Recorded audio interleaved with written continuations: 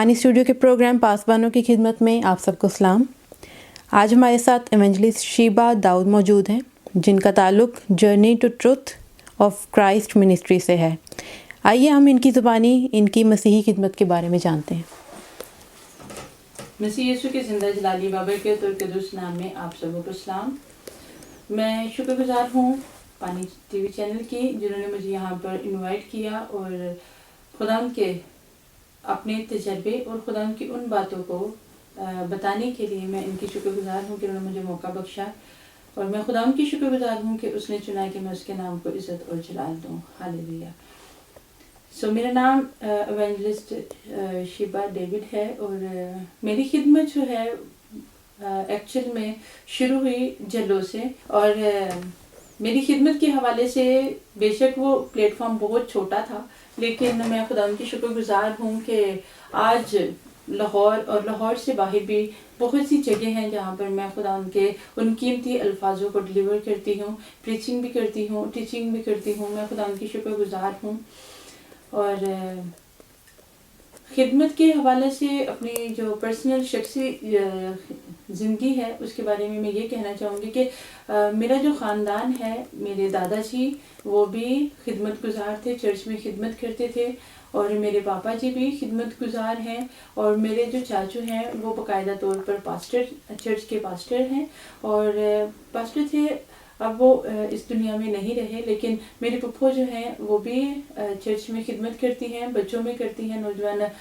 Youth میں کرتی ہیں، نوجوان لڑکے اور لڑکیوں میں کرتی ہیں، اور جو میری بڑی پھپھو ہیں وہ چرچ آف پاکستان میں خدمت کا کام کرتی ہیں۔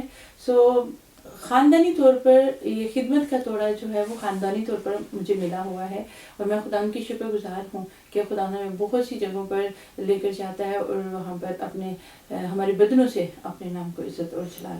ایونجلسٹ شیبہ صاحبہ، کون سے گروپس کے ساتھ آپ زیادہ تر کام کرتی ہیں؟ اپنی مسیحی خدمت کے بارے میں ہمیں کچھ بتائیں۔ جی، مجھے زیادہ تر کام کرنا یوتھ، گرلز اور بوائز پر پسند ہے، کیونکہ یہ ہمارے وہ پودے ہیں جو بالکل ابھی جوان ہوئے، ابھی انہوں نے پھل دینا نہیں شروع کیا، اور مجھے بچوں میں بھی خدمت کرنا پسند ہے کیونکہ وہ جڑیں ہیں، تو اس لیے مجھے بچوں میں اور یوتھ بچوں میں کام کرنا بہت پسند ہے، ٹین ایجرز بچوں میں کام کرنا بہت اچھا لگتا ہے، ان کو موٹیویشنل باتیں بتانا اچھا لگتا ہے، بائبل مقدس میں کتنی ہی پر امید باتیں ہیں، ان کو شیئر کرنے میں مجھے ان کے ساتھ بہت اچھا لگتا ہے، اور میں چاہتی ہوں کہ ہماری جو نوجوان نسل ہے وہ اپنی جوانی کے دنوں میں اپنے خدا کو یاد کریں اور اس مبارکبادی میں شامل ہو جائیں۔ سسٹر، ہماری آڈینس کے بتائیں کہ آپ خداوند کی خدمت میں کب سے ہیں اور خداوند کس طرح آپ کو اپنی خدمت میں لے کر آیا؟ جی، یہ بہت اچھا سوال کیا ہے، اور یہ میری پسند کا بھی سوال ہے، کیونکہ میں ہر کسی کو یہ ضرور بتانا چاہتی ہوں کہ میری بلاہٹ کس طرح سے ہوئی۔ اور ویسے تو خاندانی طور پر اس بات کا شعور تھا کہ خدمت ہم لوگوں نے کرنی ہے، ہمارا ایک جو روحانی لیول ہے وہ کس طرح کا ہے، ہمارے ماں باپ ہماری تربیت کرتے تھے کہ ہمیں کیا کرنا ہے، کس طرح سے ببلیکل طور پر اپنی زندگی کو بسر کرنا ہے، لیکن پھر بھی کمیاں تھیں، بحیثیت انسان بچے تھے اتنا غور نہیں کرتے تھے، لیکن میں خدا کی شکر گزار ہوں کہ جب انہوں نے مجھے ایک صبح آواز دی اور میں نے سنا اور میں اگنور کر کے پھر سوئی رہی، تو پھر مجھے سیکنڈ آواز آئی کہ اٹھو اور دعا کرو، تو پھر مجھے تیسری دفعہ آواز آئی کہ اٹھو، میں نے تمہیں چن لیا ہے، اور میں آپ کو بتا نہیں سکتی ہوں کہ میں جب اٹھی ہوں، پرے میں رکی ہوں، تو میرے کیسے آنسو جاری تھے، اور میرے لیے یہ بالکل نیا تجربہ تھا، میں کبھی ایک غائبانہ طور پر آواز آنا بڑا ہی زبردست ایکسپیرینس بھی آپ اس کو کہہ سکتے ہیں، اور اس کو ایک خوف کی بھی بات سمجھ سکتے ہیں کہ ایک جس چیز کو آپ دیکھ نہیں رہے، جس شخص کو آپ دیکھ نہیں رہے تو آپ کو وہاں سے آواز آ رہی ہے، اور جب میری بلاہٹ ہوئی تو میں خدا کی شکر گزار ہوں، تب سے تقریباً مجھے 5 سال ہو گئے ہیں کہ میں کنٹینیوٹلی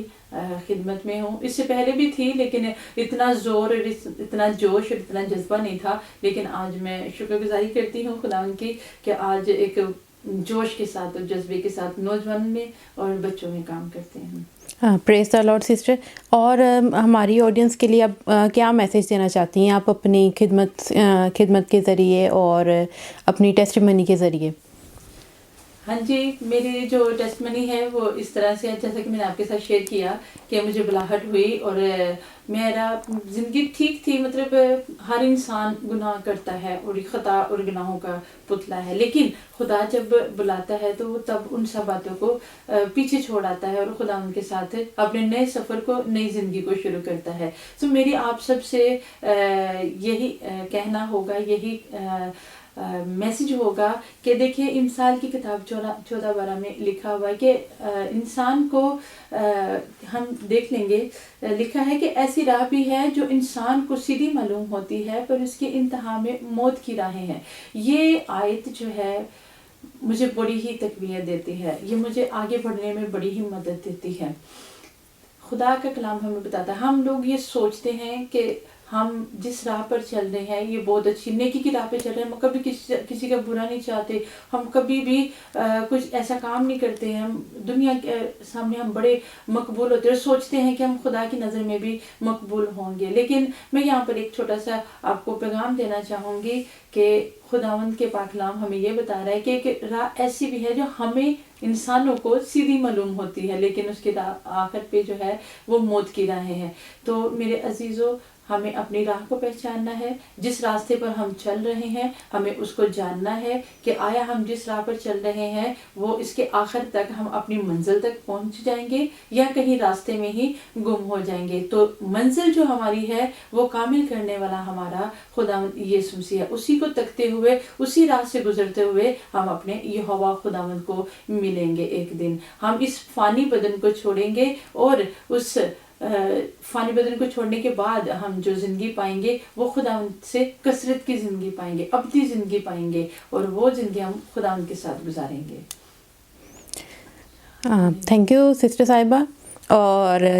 فرینڈس، یہاں پہ ہمارے سیشن کا وقت ختم ہوتا ہے. میں امید کرتی ہوں کہ سسٹر